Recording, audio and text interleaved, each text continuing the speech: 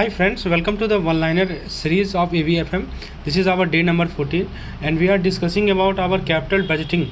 Okay, this is the topic. So in the last lecture we have left at accounting rate of return. So let's continue our discussion on accounting rate of return. This is basically unit number 9. So friends, accounting rate of return का calculation मैं आपको बताता हूँ। ये calculation आपको help करता है किसी इन्वेस्टमेंट की प्रॉफिटेबिलिटी को जानकार लेने में। इसमें दोस्तों जो भी इन्वेस्टमेंट आपने प्रोजेक्ट के शुरुआत में किया है वो कंसीडर करते हैं। इमेजिन कीजिए कि आपने $50,000 इन्वेस्ट किया था एक प्रोजेक्ट में और जो एवरेज एनुअल प्रॉफिट जो जनरेट कर रहा है प्रोजेक्ट वो है $10,000। तो आपके पास एक फॉर्मूला है, एवरेज एनुअल प्रॉफिट को नोमीटर में लिख दीजिए और इन्वेस्टमेंट एट द बिगिनिंग को डिनोमीटर में लिख दीजिए। तो बता सकते हैं 50,000 आपने इन्वेस्ट किया, 20,000 एवरेज एनुअल प्रॉफिट है, तो आपका ARR कितना हो जाएगा? 10,000 है, सॉरी 10,000 अपॉन 50,000 इंटू 100 परसेंटेज निकालने के लिए, यानी कि 20% हो जाएगा। इसका मतलब कि आपको अपने इनिशियल इन्वेस्टमेंट पे 20% रिटर्न मिल रहा है। रटना कुछ भी नहीं है, समझना है दोस्तों। ARR का कैलकुलेशन जो है एवरेज इन्वेस्टमेंट बेसिस पे यदि किया जाए, एक दूसरा तरीका है दोस्तों ARR निकालने का, लेकिन ये एवरेज इन्वेस्टमेंट को कंसीडर करता है। जैसे मान लीजिए फॉर्मूला एक बार देख लीजिए, एवरेज एनुअल प्रॉफिट नोमीटर में, एवरेज इन्वेस्टमेंट डिनोमिनेटर में। यहाँ पे पहले केस में हमने इन्वेस्टमेंट इन द बिगनिंग लिया था, अब क्या ले रहे हैं? Average investment. जैसे मान लीजिए कि आपका इन्वेस्टमेंट प्रोजेक्ट फ्लक्चुएट हो रहा है ओवर द टाइम, लेकिन एवरेज हो गया $50,000 में और एवरेज एनुअल प्रॉफिट वही का वही $10,000 है। तो आप ARR कैसे निकालेंगे? 10,000 अपॉन 50,000 इंटू 100 यानी 20%। तो बस अंतर यही है कि आपका जो डिनोमिनेटर है, पहले केस में इन्वेस्टमेंट बिगिनिंग इन्वेस्टमेंट था और दूसरे केस में आपका एवरेज इन्वेस्टमेंट है। अब जरा बात करें नेट प्रेजेंट वैल्यू की, तो नेट प्रेजेंट वैल्यू मेजर होता है कितना वैल्यूएबल एक प्रोजेक्ट है सारे फ्यूचर कैश फ्लो को कंसिडर करते हुए जो कि ये जनरेट करेगा। कैश फ्लो क्या होता है? जितना पैसा हमारे पास आ रहा है यानी इनफ्लो, और जितना पैसा हमारे पास से जा रहा है आउटफ्लो, इसके बीच का अंतर होता है, यानी इनफ्लो माइनस आउटफ्लो हमारा कैश फ्लो होता है। इमेजिन कीजिए आप इन्वेस्टमेंट कर रहे हैं एक नए प्रोडक्ट लाइन में, तो आप सारे एक्सपेक्टेड कैश फ्लो को कैलकुलेट कर लिए। प्रोजेक्ट के लाइफ स्पैन तक जितने भी कैश फ्लो आने वाले हैं उसको आपने कैलकुलेट कर लिया। कुछ कैश फ्लो प्रेजेंट ईयर में होंगे, कुछ कैश फ्लो फ्यूचर ईयर में होंगे। आपने क्या किया? फ्यूचर कैश फ्लो को प्रेजेंट वैल्यू में डिस्काउंट कर लिया। डिस्काउंटिंग करना आप जानते होंगे, आप JIB के कंटेंट से पढ़ते आ रहे हैं डिस्काउंटिंग करना, ताकि आपको NPV मिल जाए। NPV डिसाइड करेगा कि प्रोजेक्ट फाइनेंशियली गुड है या नहीं है, ठीक है। तो NPV 0 मतलब क्या होता है? NPV 0 मतलब कि प्रोजेक्ट जो है ना ही वैल्यू ऐड कर रहा है ना ही वैल्यू लूज कर रहा है। ये एक ब्रेक इवन सिनेरियो है। जैसे मान लीजिए कि आपने किसी प्रोजेक्ट का NPV $0 निकाला, इसका मतलब कि प्रोजेक्ट उतना ही आपको जनरेट करके देगा जितना आप इनिशियल इन्वेस्टमेंट को कवर कर पाएंगे। पॉजिटिव NPV का मतलब कि प्रोजेक्ट फाइनेंशियली फिजिबल है और अच्छा चांस है, और नेगेटिव NPV तो डिस्कार्ड ही करना है। बात करें capital rationing form and trigger की, तो कैपिटल रेशनिंग का मतलब क्या होता है कि लिमिट या रिस्ट्रिक्शन जो हम फंड पे एलोकेट करते हैं नए इन्वेस्टमेंट के लिए। इसके अंदर बहुत सारा फॉर्म होता है, जैसे कि आप ज़्यादा इन्वेस्टमेंट ना करें सर्टेन पीरियड तक, आप रिटेन प्रॉफिट को ना यूज करें इन्वेस्टमेंट के लिए, या मनी बोरो ना करें नए प्रोजेक्ट के लिए। जैसे मान लीजिए कि कंपनी डिसाइड करती है कि आप कोई एडिशनल फंड इन्वेस्ट नहीं करेगी नए प्रोजेक्ट में अगले साल के लिए, जो कि एक तरह का कैपिटल रेशनिंग हो गया। ये डिसीजन ट्रिगर हो सकता है बहुत सारे फैक्टर से, जैसे हम एग्जिस्टिंग डेब्ट को कम करें या कंसर्न को कम करें अबाउट मार्केट स्टेबिलिटी। दोस्तों एक नेक्स्ट टर्म है हमारा इक्विवेलेंट एनुअल कॉस्ट, इसको हम लोग EAC बोलते हैं। EAC क्या होता है? EAC का मतलब होता है जो एनुअल कॉस्ट खरीदने से, ऑपरेट करने से, किसी एसेट को मेंटेन करने से एसोसिएटेड होता है। EAC का मतलब है इक्विवेलेंट एनुअल कॉस्ट, यानी किसी एसेट को आपने खरीदा, ऑपरेट किया, मेंटेन किया, उसका जो एनुअल कॉस्ट होता है ना through out is useful life, वो हमारा EAC कहलाता है। इसमें दोस्तों जो हमारा इनिशियल परचेज प्राइस के बियॉन्ड खर्चा होता है वो कंसीडर करते हैं। इमेजिन कीजिए कि आपने एक मशीन खरीदा $10,000 में और आप एक्सपेक्ट करते हैं कि ये 5 साल में ख़त्म हो जाएगा, मतलब 5 साल तक चलेगा, ठीक है। तो आप बताइए उसका मेंटेनेंस कॉस्ट भी तो आप इनकर करेंगे, उसका एनर्जी का, उसका इंश्योरेंस का। तो जो इक्विवेलेंट एनुअल कॉस्ट है ना, वो एनुअल कॉस्ट को कैलकुलेट करेगा अगले 5 साल तक, जिससे आपको एक बेटर अंडरस्टैंडिंग मिलेगा मशीन का टोटल कॉस्ट का। कुछ सवाल कर लिया जाए। पहला सवाल है अकाउंटिंग रेट ऑफ रिटर्न का फॉर्मूला बता दीजिए। अभी मैंने बताया प्रॉफिट जो एवरेज प्रॉफिट है उसको नोमीटर में लिखना है, और टोटल इन्वेस्टमेंट बेसिस पे है तो हमारा इनिशियल इन्वेस्टमेंट को डिनोमिनेटर में लिखेंगे। ऑप्शन बी करेक्ट है। लेकिन यदि एवरेज इन्वेस्टमेंट बेसिस पे हो, देखिए 2 बेसिस होता है, एक होता है टोटल इन्वेस्टमेंट बेसिस और एक होता है एवरेज इन्वेस्टमेंट बेसिस। तो यदि एवरेज इन्वेस्टमेंट बेसिस पे ARR का फॉर्मूला निकालना हो तो एवरेज एनुअल प्रॉफिट तो नोमीटर में ही रहेगा, लेकिन डिनोमिनेटर में हमारा क्या हो जाएगा? एवरेज इन्वेस्टमेंट हो जाएगा। पहले केस में क्या था? Average investment at the beginning था, समझे, मैंने एग्जांपल देके बताया था ना आपको ARR का मतलब। नेक्स्ट क्वेश्चन है कि एनपीवी क्या रिप्रेजेंट करता है कैश फ्लो के टर्म्स में। तो एनपीवी रिप्रेजेंट करता है कि जितने भी फ्यूचर कैश फ्लो है उनका प्रेजेंट वैल्यू, और आप फ्यूचर के ईयर के लिए डिस्काउंटिंग कर रहे हैं। ऑप्शन सी सही जवाब है। एनपीवी जीरो का मतलब क्या है कि प्रोजेक्ट जो है ना ही वैल्यू ऐड कर रहा है, ना ही लॉस में रिजल्ट कर रहा है। ऑप्शन बी सही जवाब है। पॉजिटिव एनपीवी का मतलब क्या होता है कि प्रोजेक्ट जो है फिजिबल है और आप प्रोसीड कर सकते हैं। कैपिटल रेस्टिंग का बहुत सारा फॉर्म क्या होता है और इसे कौन ट्रिगर करता है। तो ऑप्शन ए कर रहा है कि lack of business opportunity. Capital resting involves includes maximizing external funding source. Capital raising forms include avoiding borrowing and requiring higher IRR is triggered by maximizing retained profit for. Yes, this is the correct. देखिए capital resting के अंदर क्या होता है, आप borrowing को avoid कीजिए, कुछ आप लिमिट डाल दीजिए, ठीक है आपको, एंड और हाई IRR चाहिए। EAC क्या रिप्रेजेंट करता है, EAC represent the initial acquisition cost of an asset is an annual profit generated by an asset, it represent the annual cost of, yes correct. देखिए किसी भी एसेट को खरीदने का, ऑपरेट करने का, मेंटेन करने का जो सालाना कॉस्ट होता है वो आपको EAC बताता है, यानी इक्विवेलेंट एनुअल कॉस्ट बताता है, समझे।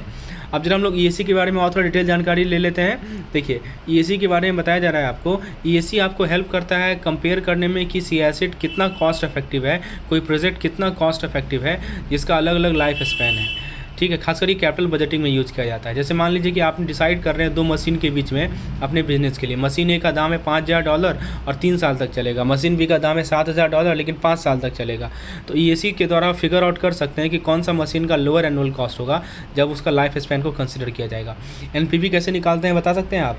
NPV निकालने के लिए जो आपका टोटल नेट इन्वेस्टमेंट है, ठीक है, उसको present value of the net cash flow से माइनस कर लीजिए।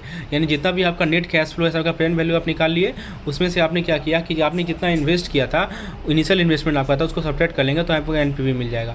जैसे मान लीजिए कि आपने $10,000 किसी प्रोजेक्ट में इन्वेस्ट किया और ओवर द टाइम आपको लग रहा है कि $15,000 मिलेगा कैश में, तो NPV निकालने के लिए क्या करना है कि आप सबसे पहले 15,000 का जो प्रेजेंट वैल्यू है वो निकाल लीजिए और तब उसको 10,000 से सब्ट्रैक्ट कर दीजिए। फिर से मैं बता दूं, आपने $10,000 इन्वेस्ट किया, इनिशियल इन्वेस्टमेंट हो गया आपका, और आप एक्सपेक्ट कर रहे हैं कि 1 साल बाद 2 साल बाद $15,000 मिलेगा, ठीक है। तो $15,000 का आज के डेट में क्या वैल्यू होगा वो निकाल लीजिए और उसको 10,000 से माइनस कर लीजिए। तो ये पॉइंट ध्यान रखना है, ठीक है। तो प्रेजेंट वैल्यू में से इनिशियल इन्वेस्टमेंट को माइनस करना होता है। NPV पॉजिटिव होना सही चीज़ है, ये मैंने आपको पहले ही बताया, ठीक है। अब दोस्तों NPV मेथड यदि म्यूचुअली एक्सक्लूसिव प्रोजेक्ट की बात करें तो इसका मतलब क्या होता है, जब आपके पास मल्टीपल इन्वेस्टमेंट ऑप्शन है और आपको एक चूज़ करना है तो NPV में से वो चूज़ कीजिए जिसमें सबसे हाईएस्ट NPV हो, ठीक है। इससे आप डिसाइड कर पाएंगे कि कौन सा प्रोजेक्ट का सबसे ज़्यादा मोस्ट वैल्यू होगा। IRR क्या होता है, इंटरनल रेट ऑफ रिटर्न होता है। IRR आपको बताता है कि एनुअल ग्रोथ रेट जो कि आपका इन्वेस्टमेंट जनरेट करेगा। इसको कैसे निकालते हैं, तो NPV को 0 से इक्वेट कर लीजिए और उस इक्वेशन को सॉल्व कर लीजिए डिस्काउंट रेट से। जैसे मान लीजिए कि आपने $10,000 इन्वेस्ट किया और बहुत सालों में ये $15,000 हो गया, तो IRR आपको बताएगा किस एनुअल रेट से ये ग्रोथ हुआ है, यानी ये जो ग्रोथ आपका वो 10,000 से 15,000 हुआ, किस एनुअल रेट से हुआ, ये कौन बताएगा हमें, IRR बताएगा। एक होता है MIRR होता है modified internal rate of return. ये क्या करता है दोस्तों, ये करता है कि जो भी प्रॉब्लम हमारा अल्टरनेटिव पॉजिटिव और नेगेटिव कैश फ्लो के कारण आ रहा है और अनरियलिस्टिक एजम्पशन के कारण जो भी प्रॉब्लम आ रहा है, अनरियलिस्टिक एजम्पशन क्या है हमारा, कि हम री इन्वेस्ट कर रहे हैं इंटरमिटेंट कैश फ्लो को, ठीक है, तो उसको उस प्रॉब्लम को करेक्ट करता है ये MIRR। ये किसी कंपाउंडेड टर्मिनल वैल्यू को कैलकुलेट करता है इनफ्लो के लिए और नेगेटिव कैश फ्लो को ट्रीट करता है एज प्रोजेक्ट कॉस्ट। एग्जांपल के तौर पर यदि प्रोजेक्ट में मान लीजिए पॉजिटिव प्रॉफिट भी है, खर्चा भी है ओवर द टाइम, तो MIRR के माध्यम से आप उन सभी खर्चा के लिए अकाउंट कर सकते हैं और डिटरमाइन कर सकते हैं कि ओवरऑल प्रॉफिटेबिलिटी है। देखिए सिंपल सी बात है कि ये जो NPV और IRR मेथड था ना, इसमें बहुत सारी ड्रॉबैक थी। उस ड्रॉबैक को सॉल्व करने के लिए MIRR लाया गया।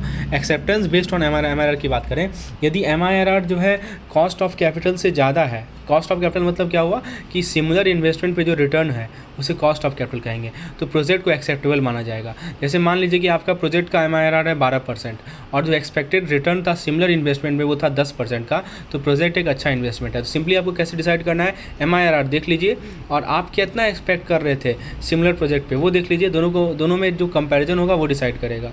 एक होता है प्रॉफिटेबिलिटी इंडेक्स, ये इसको शॉर्ट में PI कहते हैं। PI आपका बताता है किसी प्रोजेक्ट प्रपोजल का कॉस्ट क्या है और बेनिफिट क्या है, उसके बीच का रिलेशनशिप को, जिससे आप समझ पाते आते हैं कि ये फाइनेंशियली साउंड है या नहीं है। जैसे मान लीजिए कि आप एक प्रोजेक्ट को कंसिडर कर रहे हैं जिसका दाम है $1,00,000 और वो आपको $1,50,000 जनरेट करेगा फ्यूचर कैश फ्लो में। तो पीआई निकालने के लिए क्या करना है कि जो आपको फ्यूचर में जनरेट कर रहा है यानी 1.5 लाख जो नेट जनरेट कर रहा है उसको नॉमिनेटर में डाल दीजिए और 1 लाख को डिनोमिनेटर में डाल दीजिए, तो पीआई आपको मिल जाएगा 1.5। इसका मतलब ये हुआ कि $1 जो आप इन्वेस्ट कर रहे हैं तो आपको $1.5 वापस मिल रहा है। समझे, यही होता है हमारा प्रॉफिटेबिलिटी इंडेक्स। कैसे निकालते हैं पीआई को?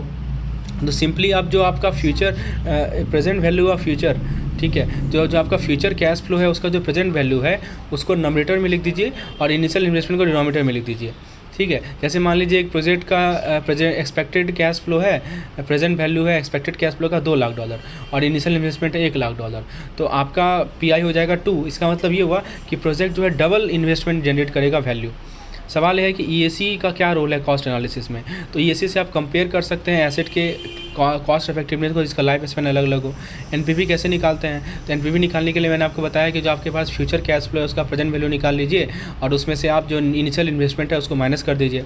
ठीक है, डिसीजन रूल क्या होता है एनपीवी का? एनपीवी >0 हो तो प्रोजेक्ट को अप्रूव कीजिए। ठीक है, NPV method mutually exclusive project के लिए कैसे यूज़ करते हैं? तो वैसा प्रोजेक्ट चूज कीजिए सबसे हाईएस्ट एनपीवी हो। इंटरनल रेट ऑफ रिटर्न क्या रिप्रेजेंट करता है? इंटरनल रेट ऑफ रिटर्न वो एनुअल ग्रोथ रिप्रेजेंट करता है जिससे business annual growth rate represent करता है। प्राइमरी पर्पज़ क्या है एमआईआरआर का? तो जो भी इशूज़ राइज हो रहे हैं अल्टरनेटिव पॉजिटिव और नेगेटिव कैश फ्लो से उसको करेक्ट करना। नेक्स्ट क्वेश्चन है कि एक्सेप्टेंस कैसे डिटरमाइन करते हैं? तो यदि एमआईआरआर कॉस्ट ऑफ कैपिटल से ज़्यादा हो तो प्रोजेक्ट को एक्सेप्टेबल माना जाता है। प्रॉफिटेबिलिटी इंडेक्स क्या होता है? प्रॉफिटेबिलिटी इंडेक्स आपको बताता है कि हमारा कॉस्ट और बेनिफिट और प्रोजेक्ट प्रपोजल में क्या रिलेशन है। ठीक है, प्रॉफिटेबिलिटी इंडेक्स कैसे निकालते हैं? तो डिवाइड कर लेते हैं किसका? तो हमारा फ्यूचर एक्सपेक्टेड कैश फ्लो का जो प्रेजेंट वैल्यू है उसको इनिशियल इन्वेस्टमेंट से डिवाइड कर लेते हैं। ठीक है, अब हम लोग आगे दोस्तों बाकी का कंटेंट जो है पेड मेंबर के लिए अवेलेबल है, तो आप भी यदि इस तरह के कंटेंट चाहते हो तो हमारे क्रैश कोर्स का हिस्सा आप बन सकते हैं। आपको मैं 50% का डिस्काउंट प्रोवाइड करूंगा, आप मुझे इस नंबर पे व्हाट्सएप कर सकते हैं।